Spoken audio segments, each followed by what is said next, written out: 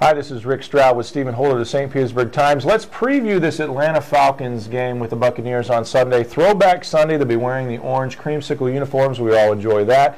And all the fans attending will receive the replica John McKay hat as they induct him into the Ring of Honor. So don't worry about bringing your hats, just the sunscreen this time.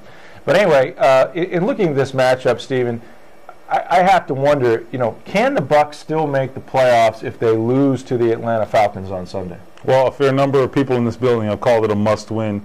I have to agree with that. If the goals have changed over the course of the season, and the goal now is to go for broke, win the division, whatever.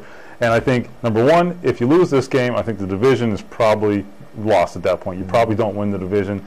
It would allow Atlanta to take a 3-game lead. You're not closing that gap with 4 games to go. That's probably not happening. Right. So I think then you move on to the wild card race. And right now, they've got their work cut out for them there, even as it is now going into this game. There are so many teams at the top of the NFC right now with 6 wins, 7 wins, 8 wins. They'd actually be on the outside looking they in would if the be. playoffs were today. Absolutely. They're on the outside looking in right now. So they lose the tiebreakers with the Giants the Packers, Giants, and what have you. So they've got a long way to go if they lose this game. I think the bigger issue, though, is momentum. And this team created a lot of momentum earlier in the season, and it served them well during the last month or so. If you lose this game, then you're talking back-to-back losses going into a game at Washington and a game later on in the season at New Orleans. There are going to be some must-wins going forward there. Right. And obviously Seattle and Detroit are in the mix in between there. So none of these are going to be gimmies going down the stretch here. You've got to create some momentum, and I think winning a big game like that at home can serve you well going down the stretch in December. So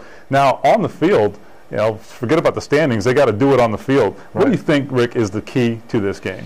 Well, I think the key is going to be to get some turnovers, and we saw, going back to the last time they met, the Atlanta Falcons have not turned the ball over in 4 games, and they're a team that is, they play a lot of close games with the Bucs, regardless of their records. They did last year. These games always come down to the last play. Tampa Bay missed a golden opportunity to win up there when we remember LeGarrette Blount maybe hitting the wrong hole near the goal line. Looked like that play was there. But the Falcons have this knack of coming back. They've won 4 or 5 games in the last minute. Matt Ryan is very good. They're an explosive offense, and I think you've got to keep their offense off the field and give the ball to Josh Freeman enough times to where he can make plays. And to do that, you've got to have turnovers. And I don't think that the Bucs have really gotten enough of those outside of Aqib Talib with his 6 interceptions. They need to get that rolling a bit, start getting some fumbles and some things and make plays that way, because clearly the Falcons are a few years ahead of these guys in their maturation process, and they have a little better team and a better record for sure, and they're looking to wrap up this NFC South. So